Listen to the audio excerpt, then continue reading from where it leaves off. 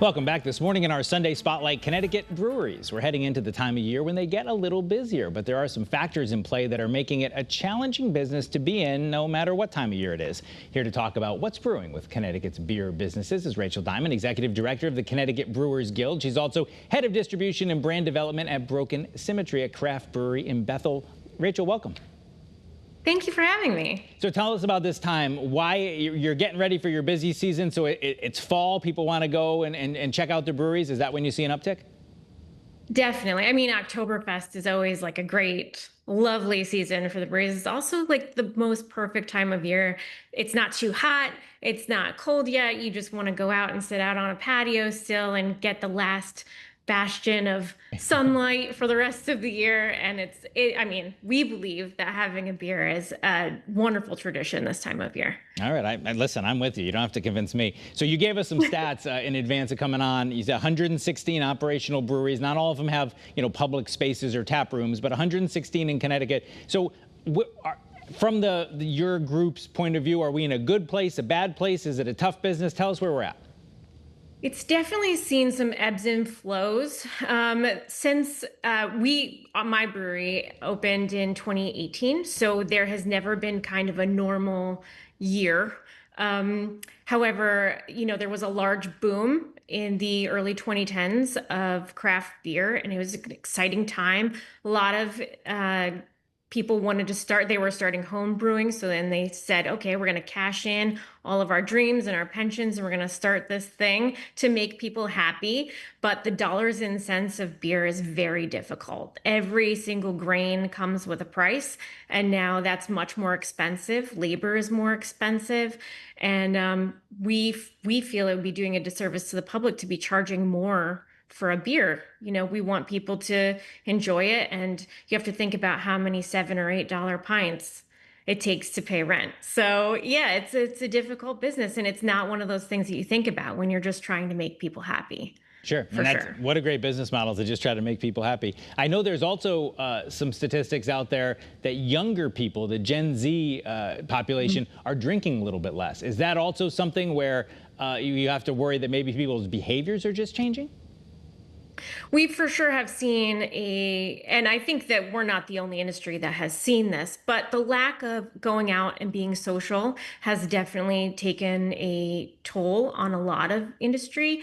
For beer, because we believe it's such a social thing. And again, we feel it's a tradition. I mean, America was built in places like our breweries where we go in and we have these wonderful discussions with people that we might not necessarily share the same opinions with, but we've lost that art. We've lost that art of sitting down and coming together for some common good or some common ground.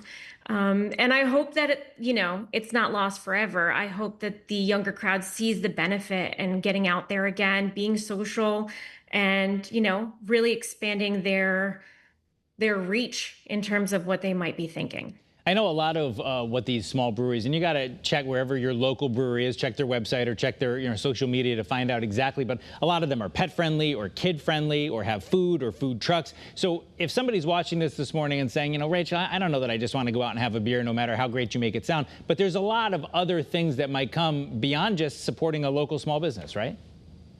So after the pandemic, a lot of what was required of breweries was upped. The public wanted more. The public wanted an event space that they could go and watch a band. They wanted good food, right? They wanted a place they could bring their family. They wanted a place that they could stay out all day.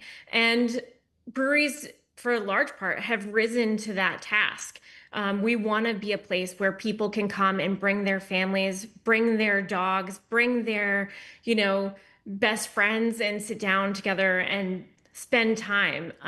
Again, we believe that beer is kind of like an analogy for all of that time spent together. So, yeah, and I think community is really important to us as well. Last year here in Connecticut, the breweries all total, and there's not that many of us, like I said, 116, that's not that many businesses. We donated collectively over $3 million to charitable enterprises, which is phenomenal. And it's really hard when we're trying to give so much to our communities. Communities are really the only thing that make us real. and then not seeing our communities come out for us. So that's really where we are right now. We're really hoping that communities start showing up again, start spending the time with their families, as you suggested, bringing out the dogs, bringing out, well, we don't allow cats, but bringing out the animals and sitting down, watching a band, drinking a beer. Listen, I just keep saying it. It sounds fantastic to me. I'll head right over. Tell us about your brewery, because I want to give you a little shout out. 5 Depot Place in Bethel, right? Broken Symmetry. Tell us what people can find there. That's very sweet of you. Yes, we own a brewery called Broken Symmetry. It's in Bethel, Connecticut. It's super cute. It's in a little quaint town. If you've never been to Bethel, it's a walking town. You can get to independent toy stores, independent bookstores, coffee shops, coffee roasters, vinyl shops, all within walking distance of our brewery. But it is located in a little historic train station that was built in the 1800s. And we're very lucky to have this space. And come out. You'll love it. So that will be great if people are at least in your neighborhood, but all over the state, 116 different options. And like you said, this is the busy time. So we only have about a minute left, but just give people one last pitch. If they want to get out there in the busiest time to go out and support these local businesses, find a brewery near you and head out this weekend, right? Yeah, we need you as much as you need us, I think, in the community. That's what I really want to say. There's been some major legislation that has held the breweries back, and we believe that, having your patronage, having the community come out, that is the only thing that keeps us going, because we truly do want to make people happy. That is all we care about. All right, well, that is a great message and a good reminder for people that go out there and support those local breweries. 116 of them. There's got to be one close to you, so all of our viewers can go out and support their local. Rachel Diamond, thank you so much for being with us on behalf of the Brewers Guild and, of course, Broken Symmetry. Thanks for being with us here on CT 25. Thanks, Eric. That is CT 25 for this week. CBS Sunday Morning is, of course, coming up next. Have a great rest of your weekend. We'll, of course, meet you back here in Studio A next Sunday morning.